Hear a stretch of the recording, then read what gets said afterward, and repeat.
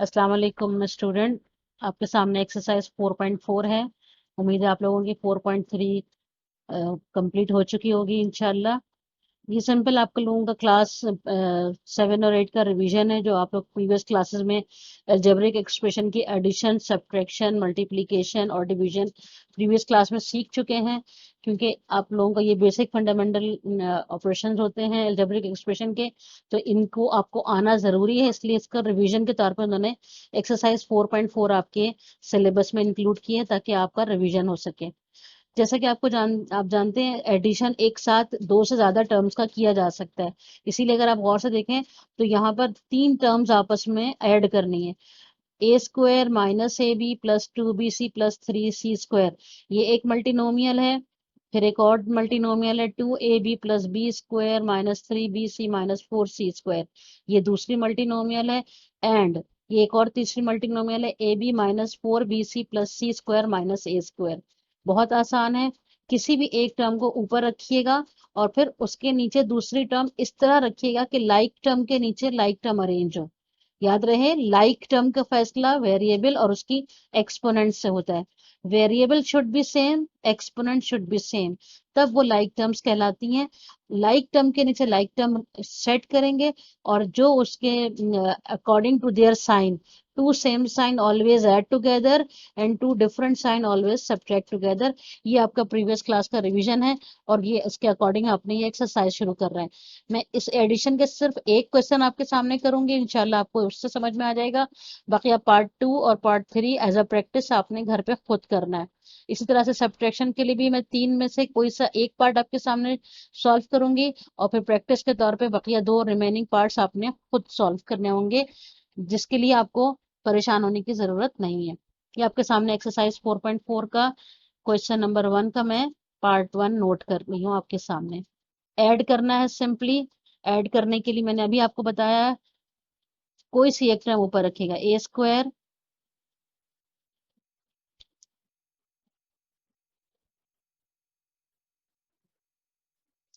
A square minus A B plus 2bc plus 3c square, ये आपने एक term को ऊपर लिख लिया। जिस तरतीब से है उसी तरतीब से लिख लिया, ना कोई असेंडिंग देखा ना कोई डिसेंडिंग देखा, कोई इसमें इशू नहीं है। अब अगली जो आपके पास टर्म है 2ab, 2ab इनमें से किसके नीचे आएगी? अगर आपको गौर से समझ में आ रहा हो तो ये इसके नीचे आएगी, क्योंकि ये भी ए बी है और वो भी ए बी है। उस ए बी का साइन प्लस है, तो हम प्लस 2ab इस वाली टर्म के नीचे अरेंज करेंगे।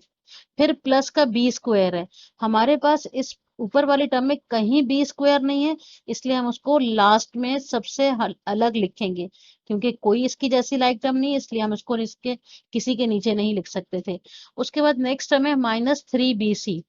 जैसा कि आपको नजर आ रहा होगा, बीसी वाली ये टर्म है, तो मैं इसके नीचे लिखूंगी with the coefficient and sign -3bc, इसके साथ अरेंज हो गई। उसके बाद नेक्स्ट टर्म है -4c स्क्वायर, सी स्क्वायर के नीचे सी स्क्वायर की टर्म लिखूंगी, -4c स्क्वायर। ये दो टर्म्स हमारी अरेंज हो गई। तीसरी टर्म एडिशन में आप दो से ज्यादा, तीन, चार, पांच, जितनी टर्म एक दूसरे के नीचे रख के ऐड कर सकती हैं। नेक्स्ट टर्म है ए बी। जैसा कि आपको पता है ए बी इसके नीचे आएगा, प्लस का ए बी है, साइन को शो कर लीजिए। प्लस का ए बी -4bc, ये 4bc इसके नीचे अरेंज करेंगे, -4bc आपके सामने आ गया। प्लस सी स्क्वायर, ये प्लस सी स्क्वायर इसके नीचे आ गया। और उसके बाद लास्ट टर्म है -a स्क्वायर। -a स्क्वायर यकीनन इसके नीचे तो नहीं आ सकती, बल्कि किसके नीचे आएगी? पहली टर्म में जो ए स्क्वायर है उसके नीचे आएगी। ये लीजिए, आपका -a स्क्वायर सेट हो गई। और आपने इसको क्योंकि ऐड करना है, ऐड करने में किसी का कोई साइन नहीं बदलता, सिर्फ आपको according to the given sign आपको ऐड या सब्ट्रैक्ट करना होता है। अब आते हैं इन दोनों टर्म्स की तरफ। यहाँ पर इसका कोफिशिएंट है 1, मगर प्लस का 1, और यहाँ पे क्या क्या है? -1। प्लस माइनस हमेशा सब्ट्रैक्ट होते हैं, सेम कोफिशिएंट है। 1 में से 1 माइनस होके सिर्फ 1 नहीं माइनस होगा, पूरी टर्म माइनस हो जाएगी। ए स्क्वायर ही यहाँ से खत्म हो गया, राइट। नेक्स्ट आइए, यहाँ पे दो पॉजिटिव हैं और एक नेगेटिव टर्म है, दो सेम साइन हैं, इन दोनों सेम साइन को हम ऐड करेंगे। इसका 2 है कोफिशिएंट, इसका 1 है कोफिशिएंट। 2 + 1 3, ये दोनों मिलके 3 हो गए। और जब इस 3 में से ये 1 सब्ट्रैक्ट करेंगे तो यकीनन आपके पास 2ab आ जाएगा। और अगर आपको नजर आ रहा हो तो ये आप देख सकते हैं, ये प्लस का ab ये माइनस के ab से कैंसिल आउट हो रहा है, और इस तरह से आपके पास 2ab यहाँ पर रिमेनिंग टर्म बच रही है। उसके बाद नेक्स्ट आते हैं, एक प्लस का नंबर है बीसी का, दो माइनस के हैं। दो, ये दोनों सेम साइन है, इन दोनों को ऐड कर देंगे, मगर ऐड करने के बाद साइन माइनस का ही रहेगा। -7 BC हो जाएंगे ये दोनों मिलकर। जब ये -7 BC हो जाएंगे और उसमें से प्लस का 2BC, यानी डिफरेंट साइन हो गए, अब सब्ट्रैक्ट हो जाएगा। -7 में से प्लस का 2 सब्ट्रैक्ट होके माइनस का आएगा बड़े नंबर का साइन, और 7 में से 2 माइनस होके 5 आ जाएगा, -5BC। अब आते हैं नेक्स्ट टर्म पे। नेक्स्ट टर्म गौर से देखिएगा, दो प्लस के हैं, ये प्लस का है और ये प्लस का है, ये दोनों सेम साइन है, ये दोनों ऐड हो जाएंगे। इसका कोफिशिएंट है 3, इसका कोफिशिएंट है 1, 3 + 1 4 हो जाएगा। प्लस का 4c² और ये माइनस का 4c², दोनों आपस में ये दोनों मिलकर इसको कैंसिल आउट कर देंगे। प्लस का 4 और माइनस का 4 आपस में कैंसिल हो गया। ये आपके पास प्लस का b² यहाँ पे जो बच गया है वो आप इसके साथ अटैच कर देंगे, और ये आपका रिमेनिंग आंसर आ जाएगा। इसी तरह से इसका सब्ट्रैक्शन वाला क्वेश्चन है, ये आपके पास था ऐड वाला। सब्ट्रैक्शन में आपके पास टर्म जो लिखी हुई होती है वो किस तरह लिखी होती है, बुक पे नजर डालिएगा।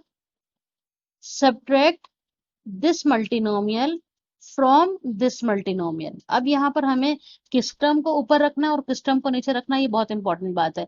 अगर हमने प्लेसिंग में गलती कर दी तो हमारा आंसर भी गलत आ जाएगा। जिसको सब्ट्रैक्ट करना है वो नीचे लिखी जाएगी, और जिस में से सब्ट्रैक्ट करना है वो ऊपर लिखी जाएगी।